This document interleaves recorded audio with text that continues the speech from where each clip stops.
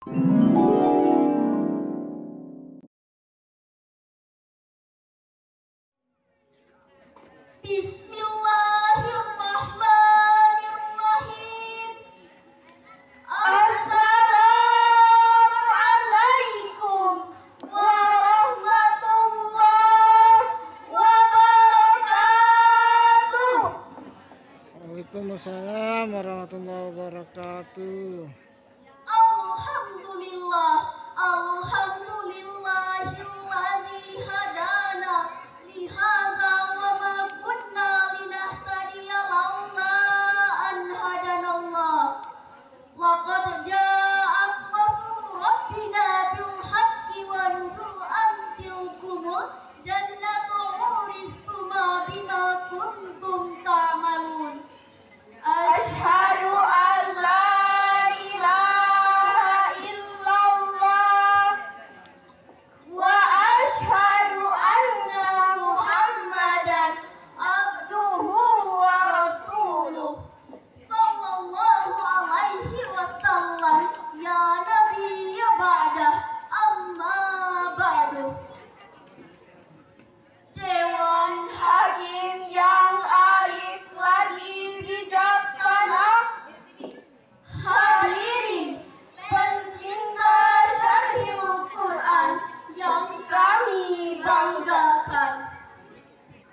Media sosial layaknya bisa bermata dua, membawa dampak positif dan negatif. Media sosial sebagai sarana berkomunikasi dapat membantu membangun relasi agar terus terkoneksi, bahkan membuka pintu rezeki untuk menghasilkan pundi-pundi.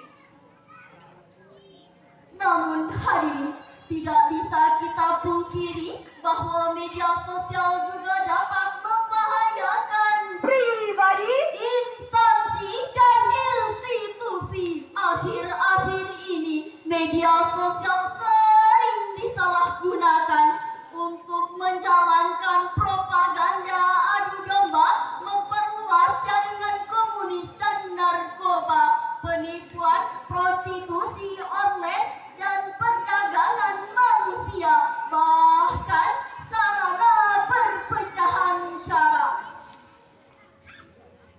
Begitu banyak pengguna media sosial saat ini yang sudah tak beretika, bebas berbicara, berargumen sesukanya, menyumpah, mengutuk, dan menghina, bahkan melecehkan orang lain tanpa memikirkan perasaan, aturan, batasan, serta tuntunan ajaran Islam.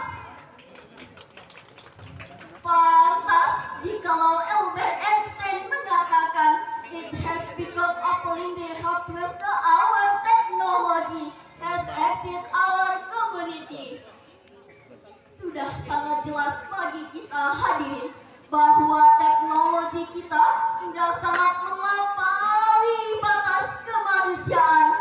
Untuk itu, etika berkomunikasi di media sosial adalah tema Syarhil Quran yang akan kami sampaikan pada kesempatan ini.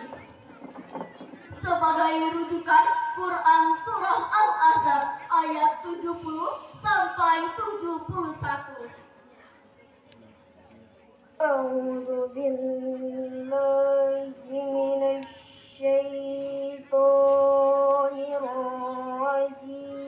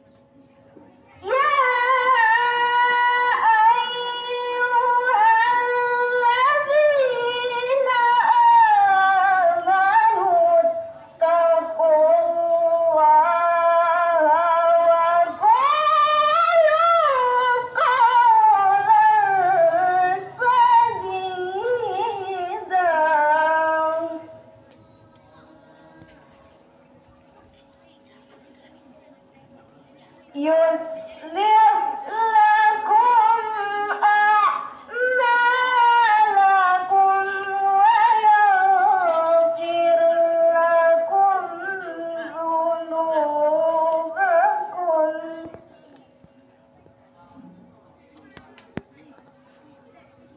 ومن يطع الله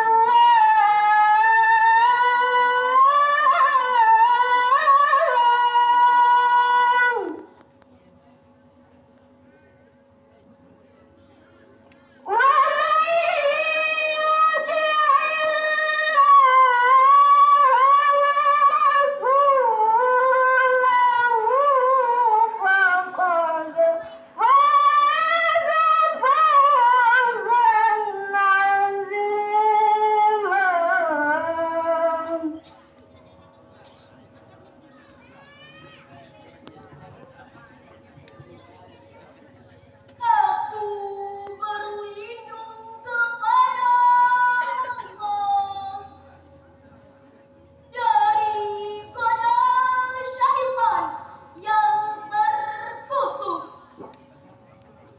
dengan menyebut asma Allah yang Maha Pengasih lagi Maha Penyayang. Wahai orang-orang yang beriman, bertakwalah kamu kepada Allah dan ucapkanlah perkataan yang benar. Niscaya Dia Allah akan memperbaiki amal-amalmu dan mengampuni dosa-dosamu. Siapa yang menaati Allah dan Rasul-Nya, sungguh dia menang dengan kemenangannya yang besar. Hadirin yang berbahagia, Di dalam ayat tersebut Allah menyampaikan dua perintah, yaitu wattaqullah dan waqulu qawlan sadida. Itu artinya bahwa orang-orang yang bertakwa harus menjaga lidahnya dengan ucapan yang benar. Syekh Al-Qurtubi di dalam tafsir Al-Jami' li Ahkamil Quran juz 14 halaman 238 menjelaskan, Wa qulu qawlan sadida ay qasdan wa haqqan. ucapkanlah perkataan dengan sengaja dan benar. Wa qawlu saddadu bi amil khairat, dan perkataan yang benar adalah yang mengandung kebaikan. Hal itu sesuai dengan yang diungkapkan oleh Syekh Fakhruddin Ar-Razi di dalam tafsir Mafatihul Ghaib juz 6 halaman 186 menjelaskan, amal af'al fal ghair wa amal aqwal fal haq. Perbuatan itu harus baik dan perkataan itu harus benar. Namun hadirin, bagaimanakah era media sosial kita saat ini? Jujur kita akui bahwa media sosial kita saat ini telah mengalami peralihan fungsi, bukan lagi dijadikan sebagai alat berkomunikasi, tetapi dijadikan sebagai tempat meluapkan emosi.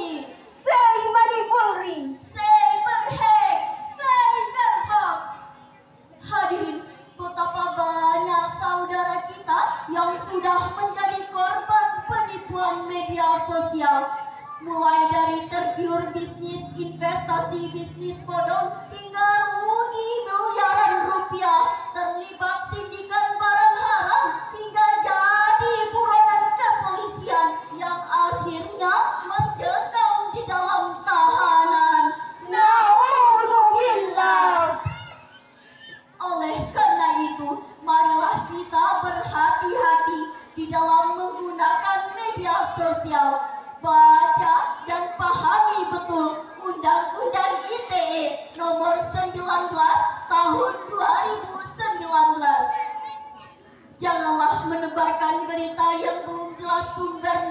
karena itu akan menghadirkan bencana. Janganlah menyinggung isu syarat karena emosi akan membara, dan janganlah menebarkan link pornografi dan porno aksi karena itu racun generasi. Mulai saat ini Tahan jempolmu. saring sebelum seri, jadilah menyampai kebenaran. Waqulu qawlan sadida. Setuju? Hadirin yang berbahagia, yuslih lahum a'malukum taufikum lil a'malus shalihat. Allah akan selalu memberikan taufiknya kepada orang-orang yang selalu berbuat kebajikan. Faqad faza fawzan azima, maka dihapus segala dosa-dosanya dan dimasukkan ke dalam surga. Inilah kemenangan yang agung bagi orang-orang yang bertakwa dan menjaga perkataannya. Demikianlah penjelasan Syekh Al-Bagawi di dalam tafsir Ma'alimun Tanzil fi Tafsir juz 6 halaman 668. Lalu hadirin, bagaimanakah tuntunan Al-Quran agar kita terhindar dari berita hoax? Sebagai jawabannya, Quran Surah Al-Hujurat ayat 6. Ya ayyuhalladzina amanu in ja'akum fasikum binaba'in fatabayyanu